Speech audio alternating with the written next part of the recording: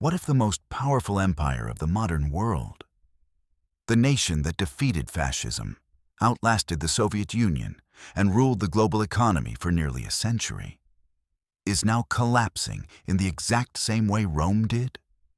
Not metaphorically, not symbolically, but mathematically, precisely, stage for stage, decision for decision, mistake for mistake. Rome didn't recognize its collapse until it was already inside of it. Spain didn't recognize its collapse until bankruptcy hit 4 times in 40 years. Britain didn't recognize its collapse until its currency was no longer the center of the financial world. And today, America stands at the same crossroads. And the signs are no longer subtle. They are loud, visible, measurable, and accelerating. This video is not about predicting the future. It's about revealing the pattern that ended every empire before the United States, and the pattern America is now repeating with astonishing accuracy. For decades, Americans were told the country was too strong to fail. The dollar was too important. The military was too advanced.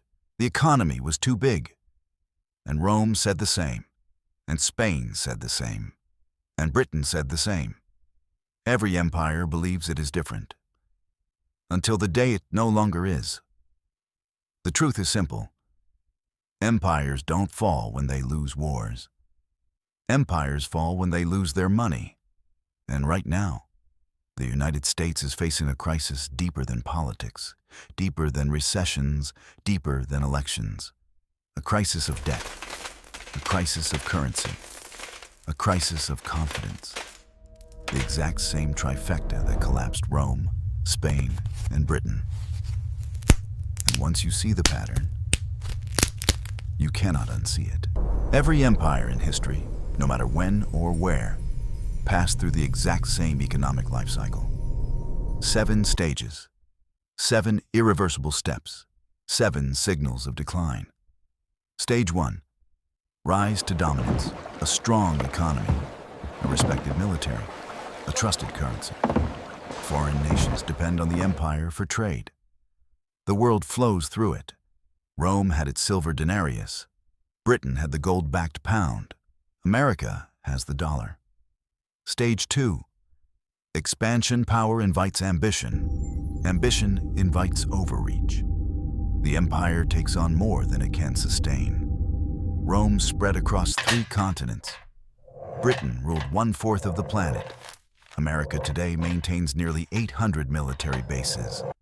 Stage 3. Overspending and deficits, expansion becomes expensive. Costs rise higher than revenue. So empires borrow. Because borrowing is easy, and raising taxes is hard. Rome borrowed from provinces. Spain borrowed from bankers. Britain borrowed from the world. America borrows from the future. Borrowing creates deficits. Deficits become permanent. Stage 4. Currency debasement. At this phase, the empire faces a simple problem. It has more promises than money, more obligations than resources. The solution: devalue the currency.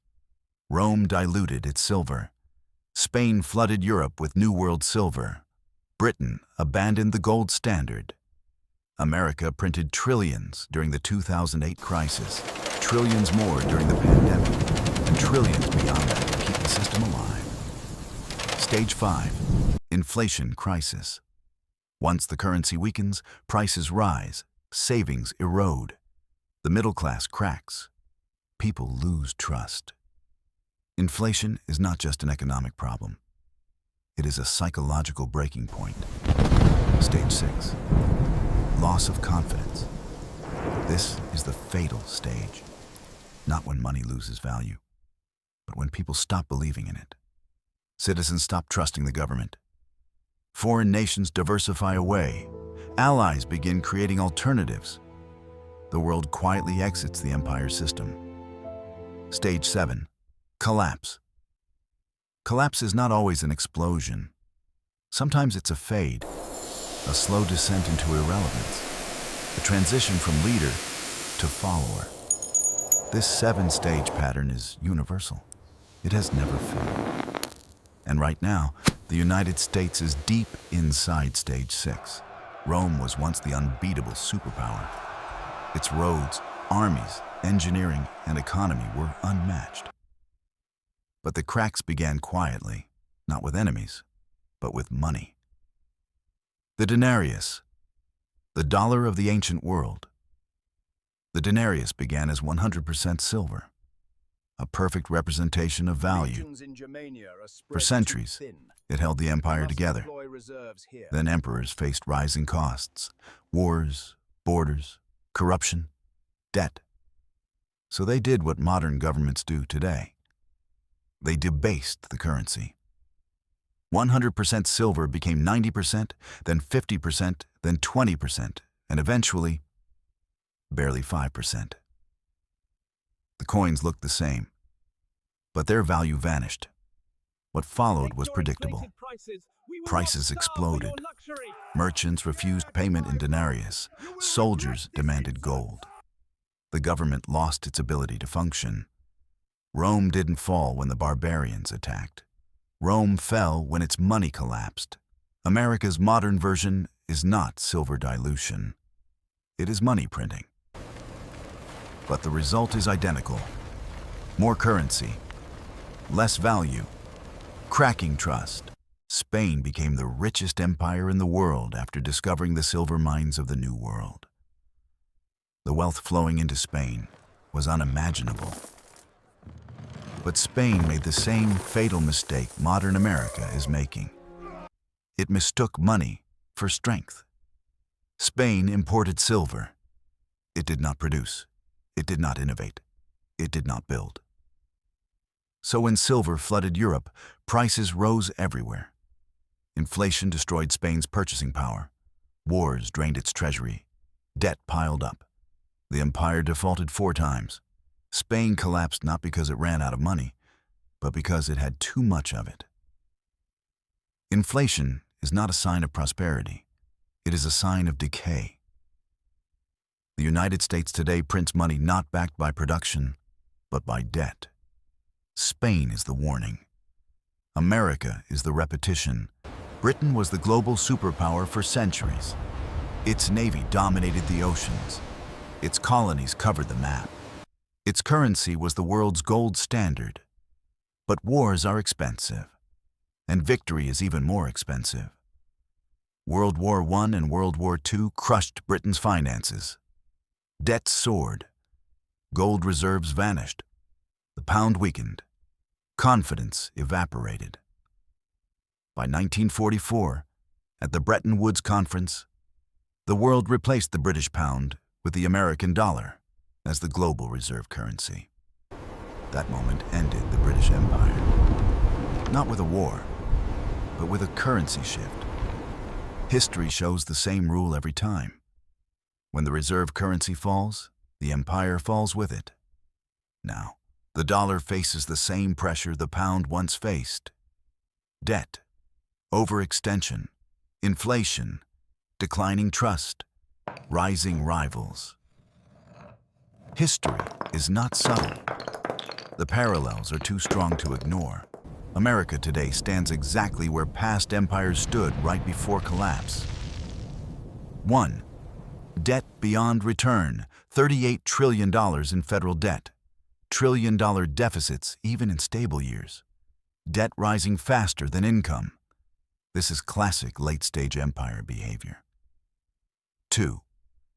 Dollar dominance, weakening countries are reducing their dollar reserves. BRICS nations are trading in alternative currencies. China and Russia are stockpiling gold. Oil deals are shifting away from the dollar. The world is preparing for a life after the dollar. 3. Inflation eating the middle class. Housing unaffordable. Groceries rising. Healthcare skyrocketing. Savings decreasing. This is not temporary. This is structural.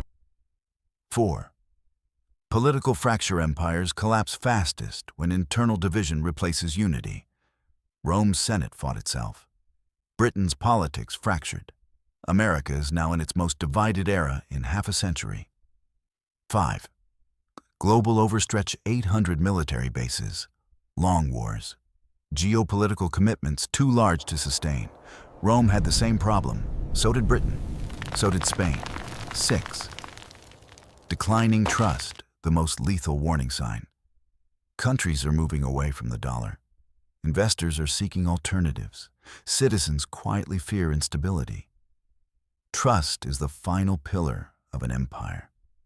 When it cracks, collapse begins. Empires don't die randomly. They die in patterns. Scenario 1, the British fade. America slowly loses dominance.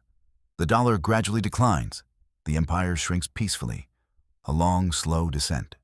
Scenario 2, the Roman shock, a sudden crisis. Bond markets panic. Inflation accelerates. Banks fail. The world moves away from the dollar overnight. Chaos. Scenario 3, the global reset, a new system emerges. Gold-backed currencies, digital reserve currencies, a multipolar system where no nation dominates. The dollar loses its throne not by collapse, but by replacement. One of these three outcomes is inevitable. The only uncertainty is which one arrives first. No empire in history has escaped the pattern America is in now. Not one. The solutions are simple. Cut spending, rebuild the currency, reduce commitments, restore discipline, strengthen production. But these solutions are politically impossible. Empires don't choose discipline. They choose comfort, until collapse forces reality upon them. So the real question isn't, will America collapse? History answered that already. The real question is, how soon and how painful will it be? If this opened your eyes, subscribe, because when the pattern completes, you'll want to understand what happened and why it was inevitable.